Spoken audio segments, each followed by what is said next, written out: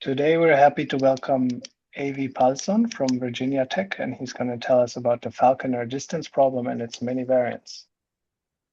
Thank you, Iris. Thank you for the invitation. Great pleasure to be able to speak in the seminar. So, Falconer distance problem, let's just dive right in. So, I want to start with the notion of a distance set. So, if you start with a subset of RD, which we're usually going to take compact, then the distance set for it is simply taking all possible points x and y in your set and looking at the distance between them. I will note that the set notation is actually quite good for this in the sense that it does not preserve repeats, so it's really containing information about the different distances that you see. And sort of a big idea in this field is that if you start with a set that is large, then there are lots of distances that you form, and somehow it becomes less and less likely that you're repeating the same distance, and therefore you must have lots of distances. A true motivation for this is the Erdős distinct distance problem, where Erdős conjectured that if you have n points in RD, d bigger or equal to 2, then roughly speaking, you should expect on the order of n to the power 2 over d distinct distances. So as the number of points grows, you can see that the number of distinct distances that you see grows too. This was famously solved in the plane by Guth and Katz, and best bounds in higher dimensions due to Solimos and Wu using the input from Guth and Katz. And so this is a major open problem. But I want to move towards the Falconer distance problem that takes place in geometric measure theory. So my sets are going to be infinite. And so the distance sets are infinite, and counting distances is not the right way to go, but rather to measure them. And I put a little sort of n structured. I'm going to explain that when I get to the Falconer distance problem, what I mean by that. So here's another motivation, the Steinhaus theorem, classic. Steinhaus showed that if you take a set with positive Lebesgue measure and you form the difference set, which you could think of as being a first step towards forming a distance, you're just forming the differences here, then this difference set contains a neighborhood of the origin. If you think about this in the context of distance sets, this immediately implies that if you start with a set of positive Lebesgue measure, then the distance set will First name is Kai, K-A. Then the Lebesgue measure of the distance set is positive. And I will note that actually the Steinhaus result has a much stronger consequence. There's a whole neighborhood that you have here of the origin. So you have a whole bunch of distance. You have a whole interval's worth of distances close to the origin. And I will just note, for instance, remind you if you have, for example, the irrational numbers, then their Lebesgue measure as big as it can be, but it contains no intervals. So this is sort of what I alluded to when I said that the distance set might actually have structure. This says something more about the distance set. So this is a classic, something that I even use as a homework problem when I teach our graduate real analysis class often. But Kenneth Falconer looked at this question and said, okay, is this the end of the story? Is it just that positive Lebesgue measure sets have positive Lebesgue measure distance sets? So big set, lots of distances. And he looked at the assumption here and asked, can we lower that assumption? What if we look at sets of Lebesgue measure 0? Could they possibly, if they're large enough in an appropriate sense, could we still guarantee that the Lebesgue measure of distance is positive? So what kind of notions of largeness are we going to use? We're going to use dimension, because that somehow encodes. That's a nice notion of size when you go to measure 0 sets.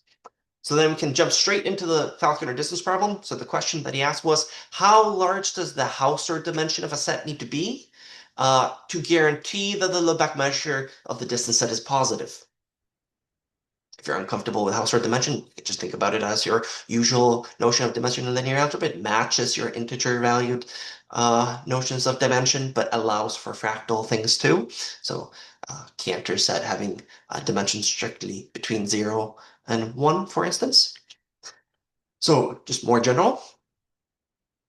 One thing I'll note, it's important that the dimension is at least 2.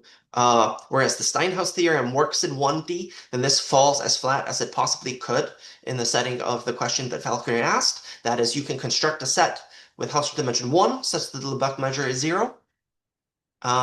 So truly, this is a question in higher dimensions, and that sort of matches things that you see there. There's distance problems. So another way to connect it is to connect it to the Erdos distance problem, thinking of this as a continuous analog.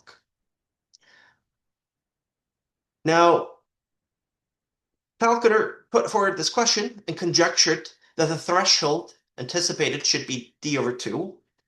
How did he do this?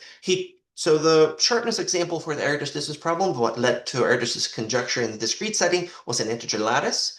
Falconer used the same kind of construction. He looked at an integer lattice. It's a little bit more complicated. You need to put balls around each point, and the balls shrink as the number of points increases. But if you do this appropriately, that in the limit, you can create a set of whatever dimension you wish between 0 and d. And what Falconer saw that sets constructed this way that were dimensions strictly less than d over 2, for them, he could show that the Lebesgue measure of distance set was 0. Therefore, it couldn't hold below this threshold, and naturally, then it appeared as a good conjecture that maybe it would hold above the threshold. His first result in the same paper where he posed this question was that Falconer obtained the threshold d over 2 plus a half, so made it most of the way towards what he conjectured. Only left us a half to work on. This was improved, so I'm just jumping on sort of some major results along the way. Tom Wolf and Borg Erdogan, they improved this half to a third. Wolf in the plane and Erdogan in higher dimensions.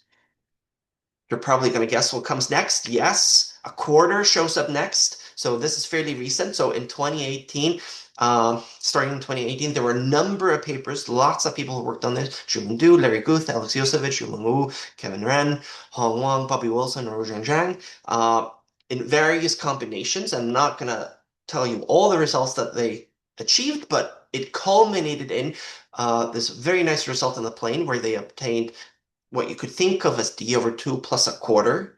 And then excitingly, remarkably, in higher dimensions, they managed to beat that d over 2 plus a quarter slightly. There's a slight improvement here, which is very exciting and sort of a first time where the plane and the higher dimensions differ in this kind of a way, where you're doing better in higher dimensions. So all very exciting results.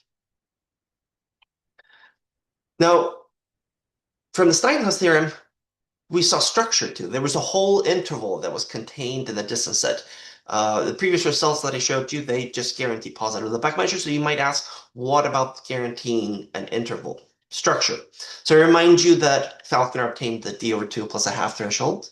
Well, 14 years later, Mattel and Schölin, under the same threshold, were able to guarantee that the distance set contains an interval.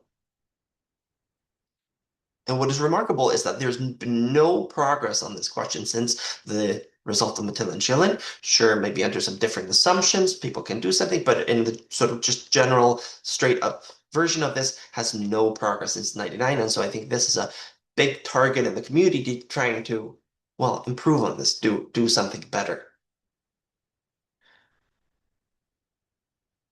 Here's another variant. So one might get greedy here. The distance set being large means that you're looking at all possible distances. So one idea you might get is that you might look at a particular point x, and you might ask, does that single point have lots of distances in some notion?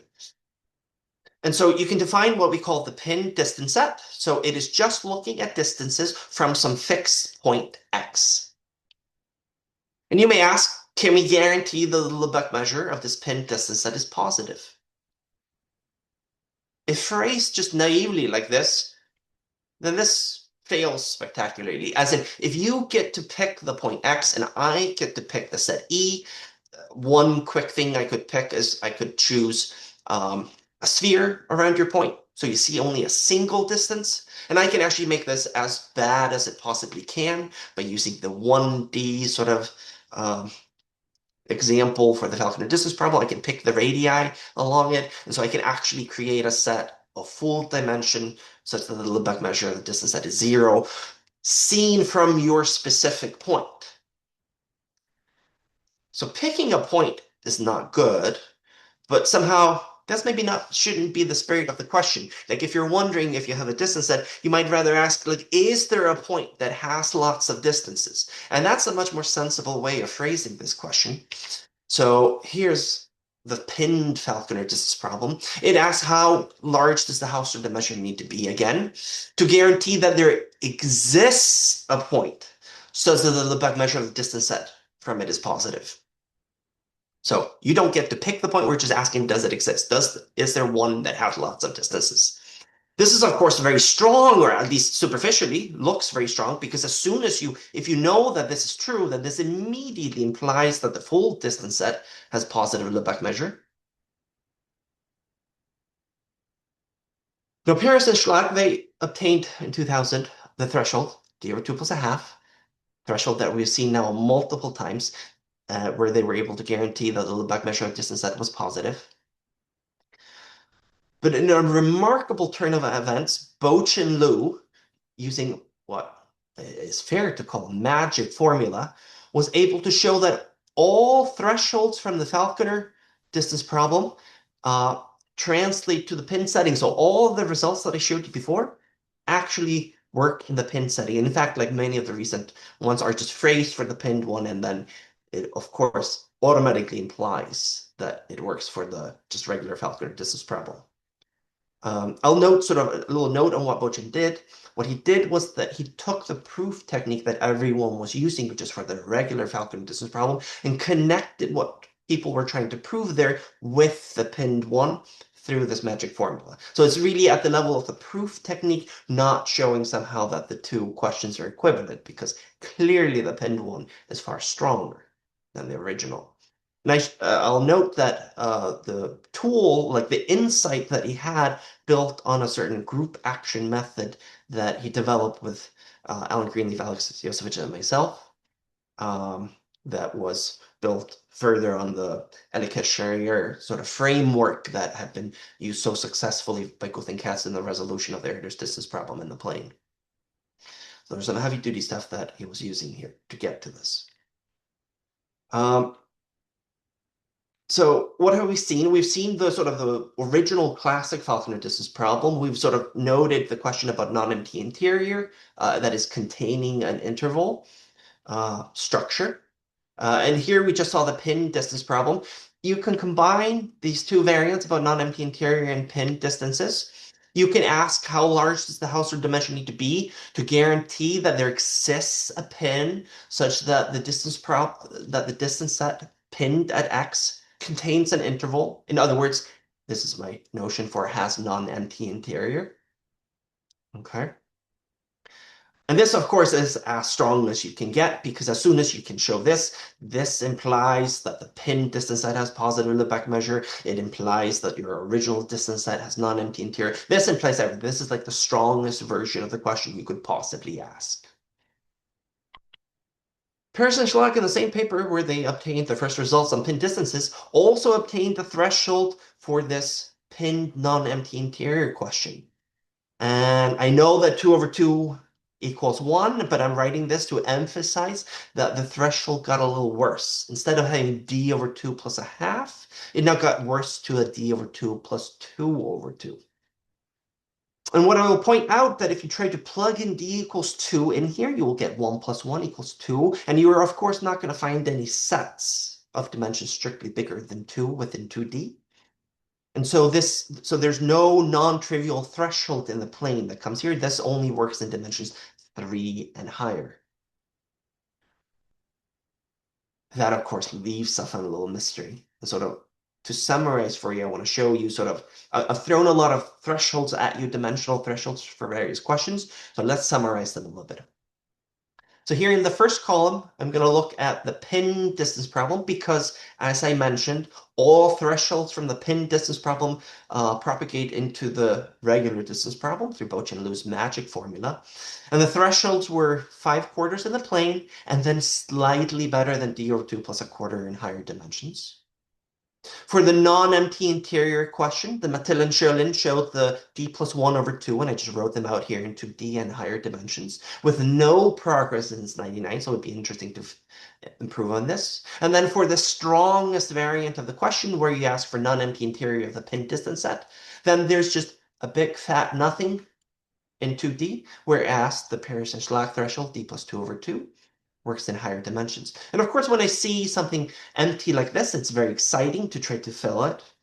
And with all that built up, that leads me to sort of the first main theorem that I want to show you today, which is a result with my collaborators, Tainara Borges, Ben Foster, Yumeng Wu from last year, where we show that if you start with a set of dimensional thresholds greater than 7/4, then there exists a pin such that the pin distance set has non-empty interior. So we fill in that gap. This is the first non-trivial threshold in the plane.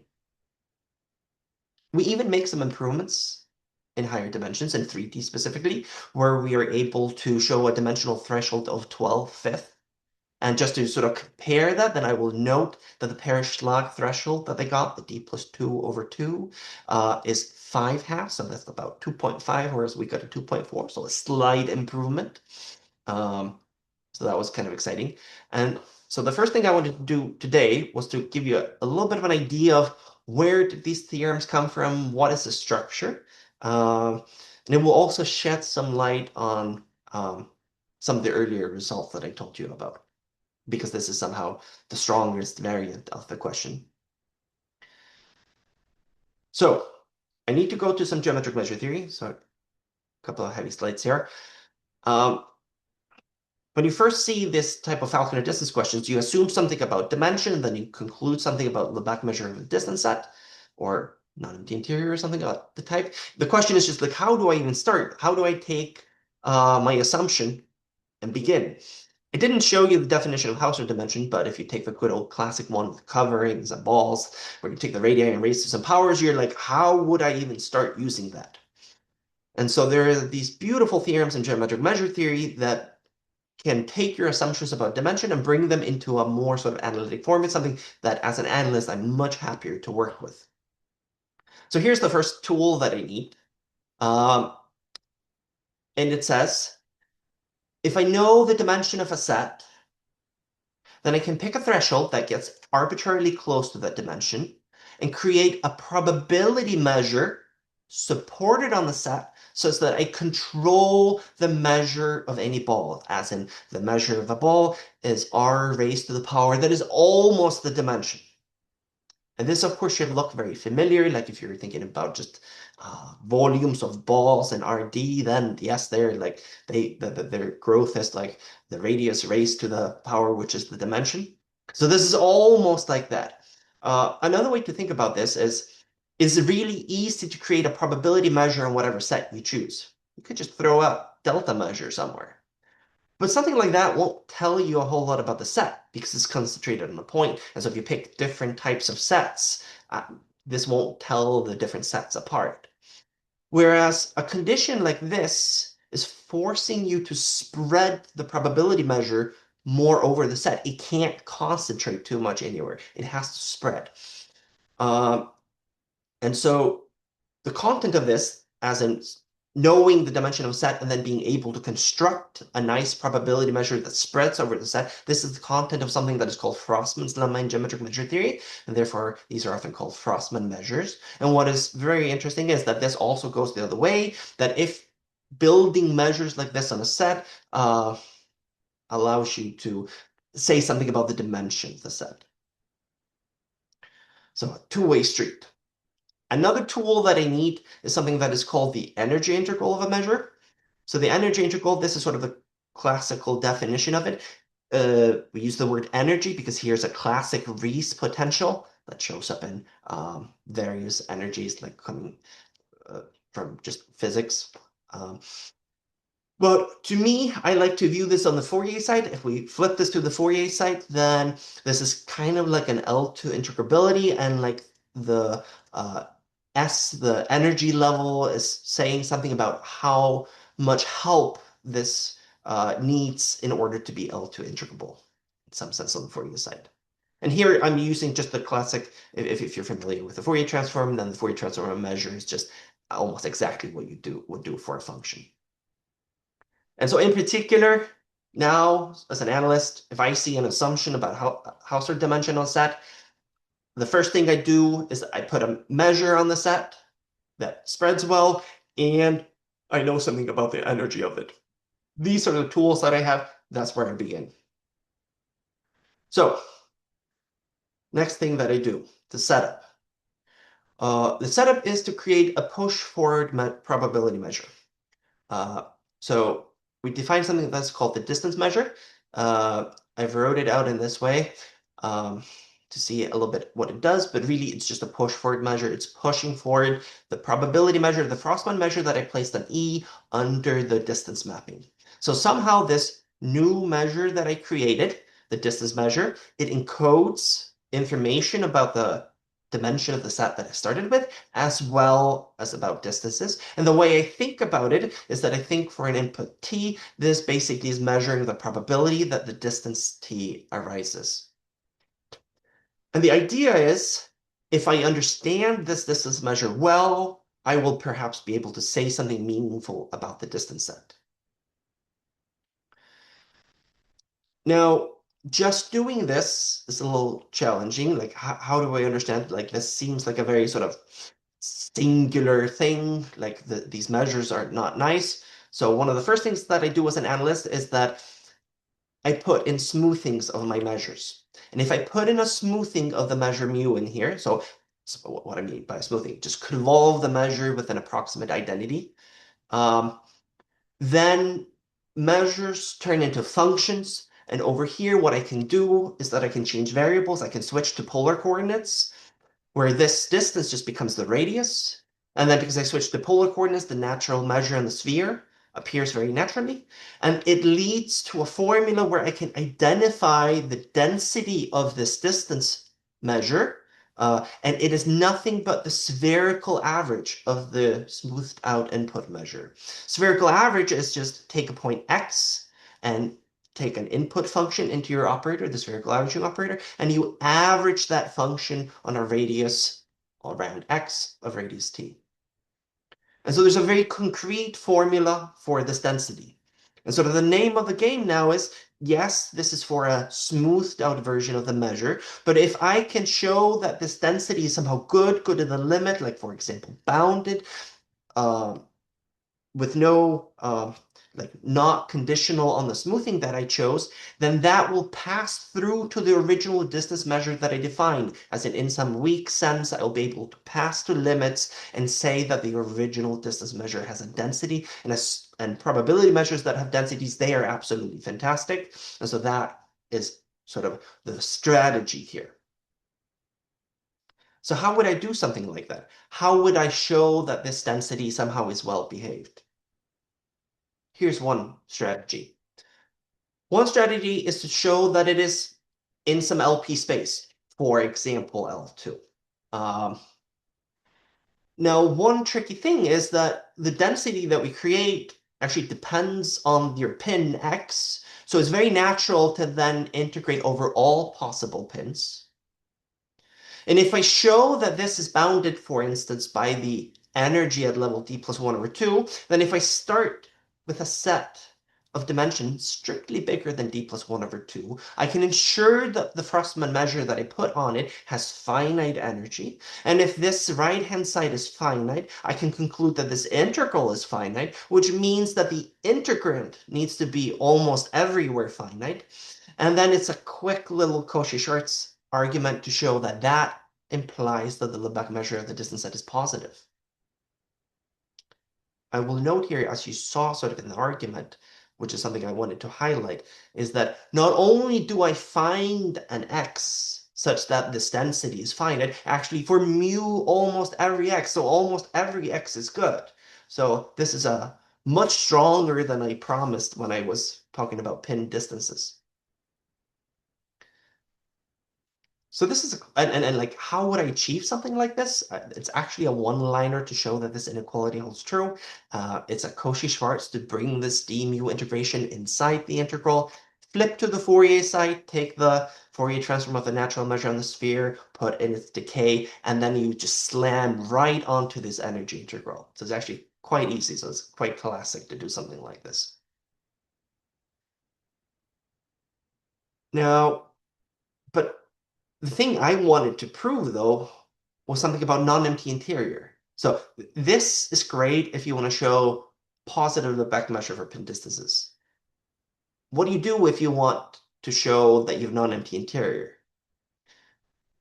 If you show further some smoothness, even just continuity on your density.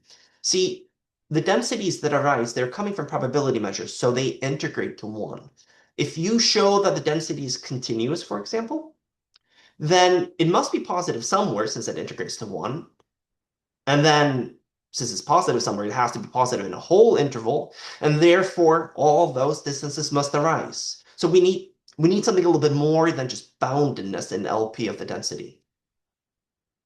This is where Sobolev embedding comes in, because if you show that a function is an LP with enough derivatives, so these are homogeneous Sobolev spaces that I'm writing down here, where you need enough derivatives quantified over here, so slightly more than 1 over p, then you can guarantee that your density is actually alpha Hölder continuous, where the alpha is how much you overshot with the amount of derivatives you had. I actually don't need Hölder continuity, I just need continuity, but this is like one way you could go at it. So instead of taking this classical approach over here, what you can do instead is that you can take sufficiently many derivatives and then try to show that that is in the appropriate LP space. That's what's happening here. But because of the dependence on the x, we're going to integrate also over the x. Okay, so if I show that this is finite, then my density will be a continuous function, and through a similar argument, I'll be able to show not only is the Lebesgue measure of distance positive, but I will have a whole interval's worth distances. This is roughly the strategy. Now, that brings me to objects like these. This connects into PDEs. Here we just have the Cauchy problem for the wave equation, classic, like you see in your first type of a PDE class. And then it's very classic that you can control the solution with the initial data that you start with. This is a fixed time estimate, and like the amount of derivatives you need here can be specified for a fixed time. Now, this is for a fixed time. What if you integrate in time? What if you try to control in time too? This is the content of something that is called the local smoothing conjecture that says if you integrate additionally in time locally here just means in the interval 1 to 2, so it's not for all time 0 to infinity, it's in some particular time interval. It doesn't need to be specified to 1, 2. It could be any sort of finite interval away from 0. Then you can lower the smoothness assumptions on your initial data and still control the solution, which perhaps isn't like super surprising that you would expect something like that, because you've thrown in an extra integral here, and don't integral smooth things out a little bit. But this is the content of something that's called the local smoothing conjecture by Kristoff in 91. So maybe surprisingly recent in some sense. And it's a major sort of open question. And although this is framed in the context of the wave equation, then it actually implies things for spherical averaging operators, the ones that actually encode our densities for the pin distances.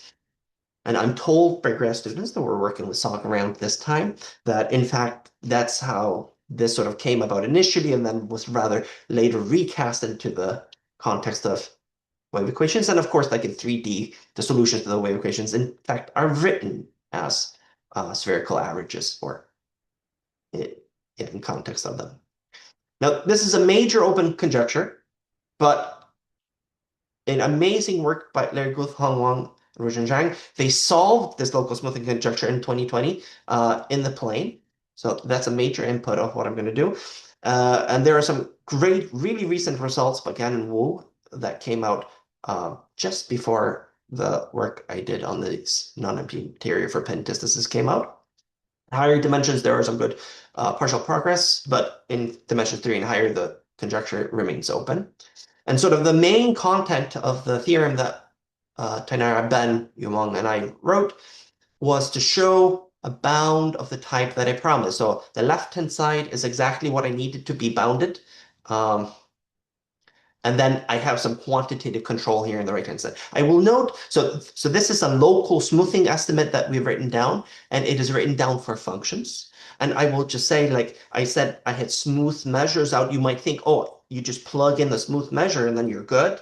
But why should the right-hand side be fine? So one of the tricky things is taking an input, which is a local smoothing estimate, and then building up the tools to use it for our measure theoretic sort of approach, where all we have really is that energy integrals are finite, so it's not trivial to go from here to there. That's the content of the theorem. How do you go from a local smoothing estimate to something like that? And what I will point out is that the local smoothing sort of shows up here in the parameter minus eta, and then our statement is, if you have a local smoothing estimate like this, then this becomes a plug-and-play theorem. It says if you have then a set of Hausdorff dimension bigger than d minus eta, where this is the local smoothing that you see, then there exists a point such that the pin distance set has non-empty interior. Of course, a natural question when you see this is, well, okay, if a conjecture were true, how far will this bring you? And so if the local smoothing conjecture were true, we would get a slight improvement. So over here, d over 2 plus 2 over 2, this is what Parrish log originally got. And so in all dimensions, we would see an improvement. That granted gets less and less the higher the dimension. And so our threshold of 7/4 was plugging in 2 here. So that's where we gained the quarter. That is using the resolution of the local smoothing conjecture in the plane. And then in higher dimensions, using the best results, you get some improvements here. But in dimensions larger than 3, then the improvement is too weak to beat the Parrish lag result. This idea of using local smoothing was not entirely new. It was a strategy performed by Alexiosovich and Bochin Liu. They did it in the case p equals 2, where things are somewhat nice. You have nice orthogonality. That didn't achieve any new thresholds on the original problem. The way I've stated things, they did dimensional variance where they had some improvements. And so the big kick for us was to push this to any p bigger than 2. That's the only range where the local smoothing will actually kick in something new. So in particular, for example, to use the resolution of the local smoothing conjecture in 2D, we needed p equals 4. And so that is very non-trivial to move just from the L2 outside the L2 set. But that's another sort of important ingredient in this. Any questions at this point? I'll pause a little bit.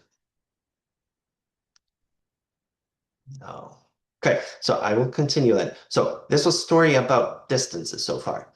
I wanted to tell you a little bit about more complicated configurations. When you understand how distances work, you might dream up a problem where you say, maybe I can't understand anything built out of distances. So I call these general distance graphs. What's the idea? You have some sort of a graph structure, and the graph structure, what it does, it tells you which distances to measure. So like over here, you could think about maybe I take as an input all these points, and I think about the points as the vertices, and where my graph has edges, that's where I will measure distances. So I'll measure this distance, I'll measure that distance, but because my graph does not have an edge between these two, I will not measure this distance, for instance. And what I do is that I spit out all the distances that correspond to edges. And then you can ask the question, do I have some dimensional threshold on your set so that I can guarantee that the appropriate Lebesgue measure of this very complicated thing is positive? And you might hope, if I understand just a single distance, maybe in some way I can leverage that up into understanding something like this, something more complicated. At this level of generality, this has been a dream in the sort of community for a while to do something like this. And I wanted to tell you a little bit about progress on that. I want to show you some concrete examples because at this level, this seems very abstract. So let me start where it all began with triangles. A distance can be thought of as a one simplex, a triangle is a two simplex, so it's like in some ways a very natural generalization of a distance. And it corresponds to the complete graph on 3 points. So you take in 3 points, x1, x2, x3, and take all possible distances between them, which is exactly the 3 distances of the triangle. And if you're thinking about it like by side, if I know what triangle I'm talking about, if I know what sides I'm talking about, I know which triangle I'm talking about. So you could even phrase this as being about congruence classes of triangles. And this object was first studied by Alan Greenleaf and Alex Yosevich. That sort of started this multi-point, more complicated questions of Falconer type. They showed that if you start with a set of Hausdorff dimension larger than 7/4, then you can guarantee that the three-dimensional Lebesgue measure of the triangle set is positive. There was a lot of work that followed this. I did a lot of things that sort of involve this, but I wanted to jump straight just to some of the best thresholds that exist. The Alan Greenleaf, Alex Yosevich, and Bochen Lu, we obtained what remained the best thresholds in 2D, 3D, and actually 4D too. Very concrete results. It was actually from the paper where we did this, where we introduced the group action method that Bochen used so successfully in connecting pin distances to regular distances. So if you're thinking, why would you look at more complicated configurations when you haven't even resolved the conjectures on distances, then I'll just point out by looking at these more complicated configurations, we got insights that fed back into the original distance problem in a very meaningful, impactful way. In higher dimensions than Alex Yosevich with Tang Pham and Kui Pham and Junyan Shen, they actually got a threshold D plus 2/2, which matched what we had in 4D, but improved in higher dimensions. I'm not going to say too much about this right now because I'm going to come back to this. This is a very important result for what I'm about to tell you. So I'm going to come back to this. And I can tell you that the original result that Alan Greenleaf and Alex Yosevich had, the original attempts were sort of more along the lines of the original Falconer distance approach. The later ones were more along the lines of the best results that we've seen for pin Falconer distance sets, L2 type methods. This was something slightly different, so I'm going to tell you a little bit about that a little bit later. You could also ask about non-empty interior with my former PhD student, Francisco Romero Costa. We have some of the best thresholds, non-trivial threshold in 3D, and some good threshold in higher dimensions that was matched by Alan Greenleaf, Alex Yosevich, and Crystal Taylor using very different methods that were very meaningful in their own right. So point being, we have these very good results, and sort of the punchline somehow is like, how are we treating triangles? We're treating triangles as a configuration, and none of these results, other than the usage from function, have built on any other things. That it's just like the configuration itself is being treated like distances were treated in their own right in the original results.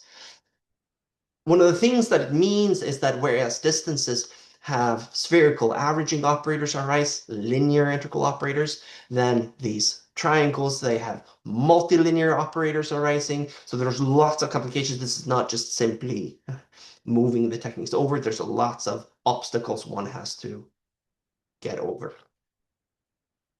Another configuration that was very popular is that of chains or trees in general. What's a chain? It is, you could think of it in a graph theory term as a path. And what you do is you go from one point to the next and you record the distances along the way. And the only thing is that you're not allowed to come back and reuse the point. So you're not, there are no cycles in this. It's just a forward, it's just a tree in general. Okay. Bennett, Yosevich, Taylor were the first ones to obtain thresholds on these, where they got a threshold D plus 1/2 for the K chain. So no matter how long the chain was, as long as some fixed length, they got a threshold independent of the length of the chain. And actually obtained non-empty interior. And this was perhaps the first result that used distance as a building block. More specifically, they used results on the spherical Sobolev bounds on the spherical averaging operator, which is really what drives, one could say, pin distance results, or like the simplest pin distance results.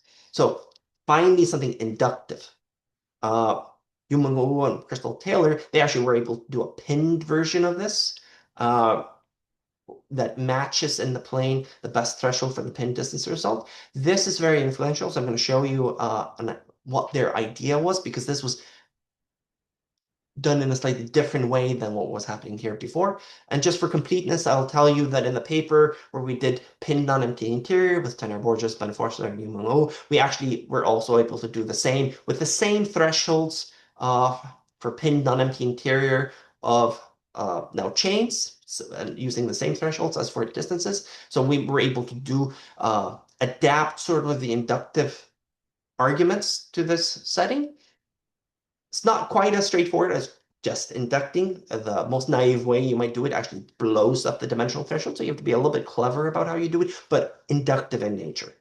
And recently, Alan Greenleaf, Alex Yosa, and Crystal Taylor actually killed any kind of a chain or tree building thing. They showed that if you have some base results on any kind of a configuration, could be triangles even, then you can build a chain, as in you can chain up your base configuration connecting on a single vertex and build that out, and you can make an inductive strategy work.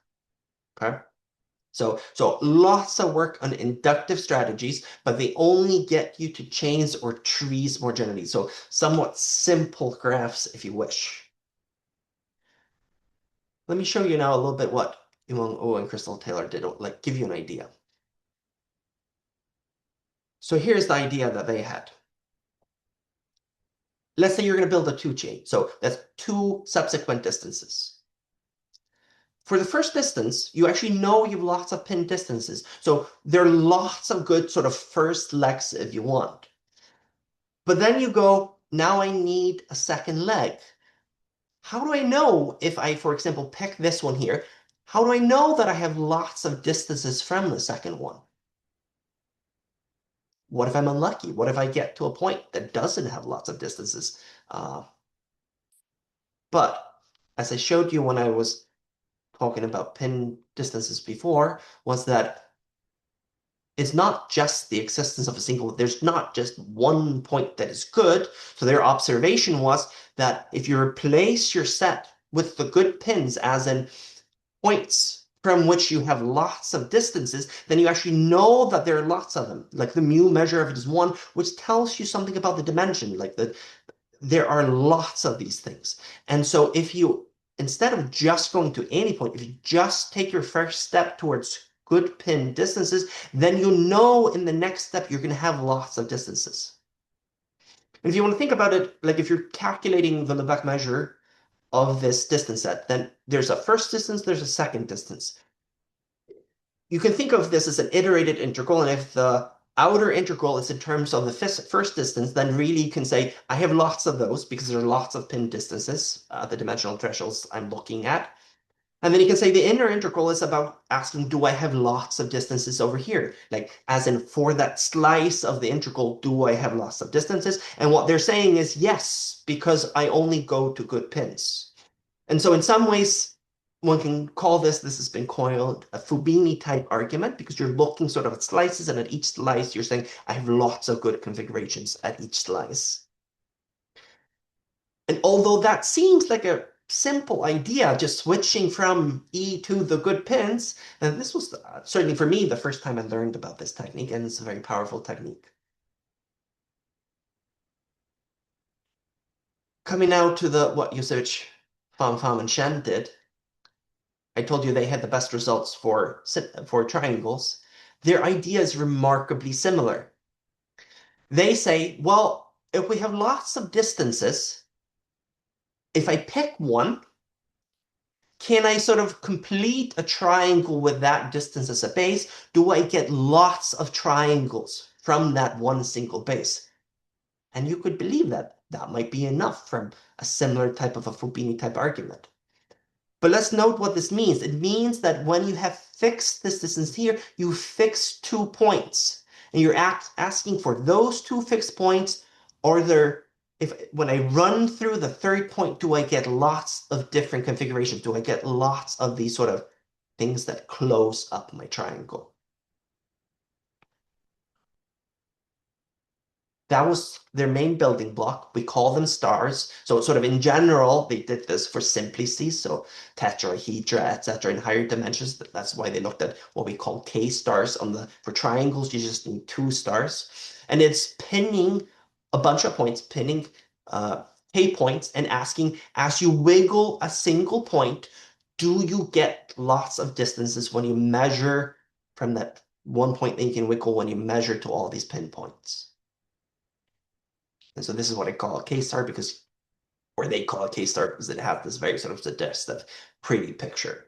But I will note the red points here, they are the fixed ones. It's the black point that you can wiggle. And then you ask, do we get lots of distances? And they, in fact, showed that if you're above threshold d plus k over 2, then there exists all these points that you can pin such that you have positive appropriate look-back measure of the star set. Okay. And of course, when k is 1, then this really just diverges down into pin distances, and this threshold could be improved to use the best pin distance result for distances. But so I wanted to sort of point out that whereas the basic building block for Humongo and Crystal Taylor was a pin distance, then here, this is, you could think of as a generalization, like K-star is a generalization thereof. How do you go from something like this to general distance graphs? I mean, this was built very specifically. Well, I showed you for the triangle, but similarly for tetrahedra, etc. This is built very similarly. What if you have multiple cycles? Like, how do you patch many of these things together? And does it matter how you throw these things into your graph? And so this is an important building block. But then I want to show you, how do we decompose a graph? So there exists this classic notion from graph theory from late last century called the K-generalized graph. I wrote down the official definition that you will find if you look at it in Wikipedia, but I like the computational version. The computational version basically says, look at a graph. The degree of a vertex is about how many edges come into the vertex. And the computational version says, repeatedly remove the vertex with the smallest degree, keep track of that degree, and then the overall largest degree that you remove, that is the degeneracy. And any non-trivial graph that has at least one edge will have a K-degeneracy. So just to show you examples, here I have a tree. This one here, degree 1, I would remove it, then remove the next one, then remove the third one, then remove the fourth one here, and then I bump into this one here. This one has degree 3, so I go, oh, don't remove that one. Rather, remove this one, this one, this one, and you can actually see at every single stage, I remove a vertex of degree 1. Therefore, this has K-degeneracy 1, that it's 1 degenerate. To be contrasted with the graph over here, where every single vertex has degree at least 2. But if I start unraveling this, for example, removing this one, which is degree 2, then next I would remove this one, which has degree 1. And if I keep going like this, I will see that this is 2 degenerate. And so it's a very concrete algorithm. It runs pretty fast. It runs linearly in the sum of the vertices and edges. So for any graph you throw at me, it's fairly easy to calculate and find a concrete number k that describes the degeneracy. This was an important, so that coupled with using stars appropriately was a key input into our main theorem, which is give me any graph, I can compute the K-degeneracy of it, then we get a threshold d plus k over 2 that guarantees that the appropriate look-back measure is positive. This is like the dream result. If I go into high enough dimensions, then I guarantee a non-trivial threshold for any distance graph you throw at me. This actually extends to multiple pins and needs some strong versions of the result that users found did. And so this is like a highlight that I wanted to show you. And you might ask, okay, but you have to go into high enough dimensions. Is this actually good for any particular graphs? And so I want to show you one example. Cycles is something that people have looked at. So cycles is just like, it's like a chain or a path, but you like end up closing the thing.